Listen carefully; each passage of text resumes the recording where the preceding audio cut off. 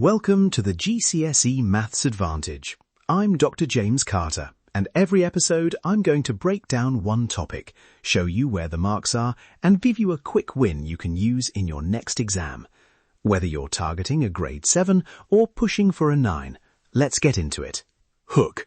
This one question lost more marks than any other on last year's exam. Students wrote numbers but forgot direction. Imagine answering with 5 when the examiner wanted 5 to the left, or a column vector with the wrong sign. Sound familiar?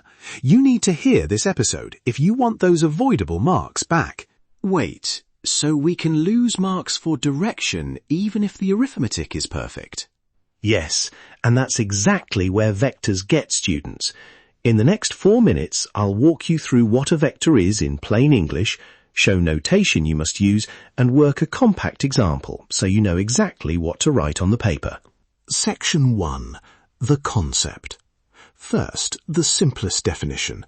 A vector is direction and distance. Think of it as an arrow. The length tells you how far, the arrow shows the direction. No jargon yet.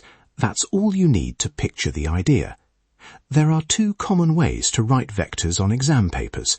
Arrow notation, like an arrow above 2 letters, or column notation, like 3 minus 2. Both are fine, but be consistent in one answer. Can we see a quick example with numbers? That always helps. Absolutely. Example. We're told AB equals 3 minus 2 and BC equals minus 1, 4. The question, find AC. Step 1. Write what each vector represents in terms of components. AB has 3 across and minus 2 up. BC has minus 1 across and 4 up. Step 2. Use vector addition. AC equals AB plus BC. Why does this work? Because moving from A to C is the same as moving from A to B, then from B to C. So component-wise, we add the horizontal parts and add the vertical parts. That gives AC equals 3 plus minus 1, minus 2 plus 4 equals 2, 2. That's it. The arithmetic is simple, the rule is component-wise addition. Now, scalar multiplication. If you have 2AB, written 2 times AB, you multiply every component by 2. So 2 times 3 minus 2 equals 6 minus 4. Geometrically, that's stretching the arrow by a factor of 2 from the tail at the same direction. Keep that image in your head. Addition joins arrows tip to tail. Scalar multiplication stretches or shrinks them. So the key operations are add components and multiply components. Exactly. And a quick rule to remember, write vectors clearly, add corresponding components, and keep track of signs. Let that sink in. It's simple. Practice makes it second nature. Section 2. Exam technique. Here's what examiners actually award marks for, using our worked example AC equals AB plus BC.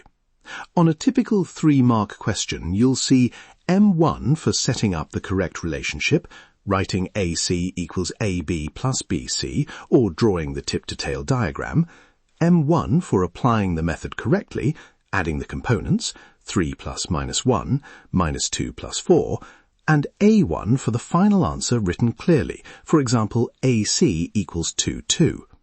If you write down the setup and one correct component sum, you'll usually secure at least 1 method mark, even if you slip by arithmetic later. What the examiner wants to see, labelled vectors or column vectors, a clear statement of the method, and the final answer in the same notation. Common marking traps, not showing a setup. That loses you M1s, mixing up vector and scalar notation, and forgetting the negative signs so direction is reversed. Always label your vectors. Write AB equals 3 minus 2 rather than just 3 minus 2.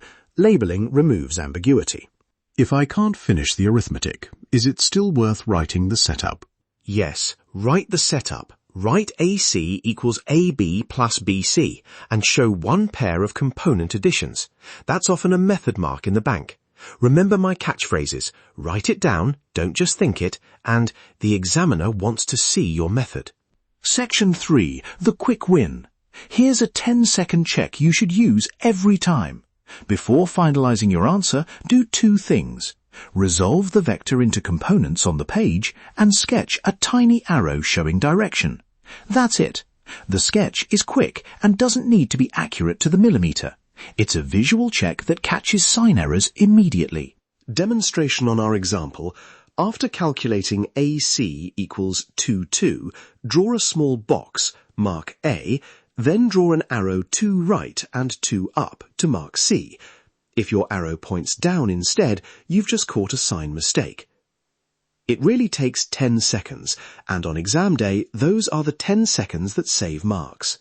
Nice! A tiny sketch and labelling. Anything else for a quick win? Yes, the second quick win, substitute your answer back into the question when possible. If the question asked for AC, such that A to B plus B to C equals A to C, check that AB plus BC equals your AC. That back substitution confirms both arithmetic and direction. Practice drill. 2 one-minute questions to try now. Question 1. If AB equals 4 minus 1 and BC equals minus 2, 3, find AC. Pause this episode and write it down for 1 minute. The step to write is AC equals AB plus BC, and then add components. Question 2. If AB equals 2, 5, find 3AB. Again, write 3 times AB equals 6, 15. For both, make the tiny sketch and label vectors. Even if you don't finish, show the setup to get method marks. Quick answers for those listening. AC equals 2, 2 for the first if AB and BC were those numbers, and 3AB equals 6, 15 for the second. Small steps, big marks. Common errors recap. 3 frequent mistakes and how to avoid them. 1. Sign errors. Avoid by sketching and resolving into components. 2. Mixing scalars and vectors. Always write multiplication as 2 by xy, not 2x plus y. 3. Quick to avoid if you adopt the habit of labelling and sketching. That's your quick win for today. If this helped, share it with a friend who's revising. You'll find more worked solutions and revision resources at jcacademyonline.co.uk. Visit the site for printable practice sheets that match every episode and full worked solutions. Trust the process and nail that exam. If you want 50 worked solutions covering every topic we discuss on this show, check the link in the show notes. Until next time, trust the process and nail that exam. Stay curious.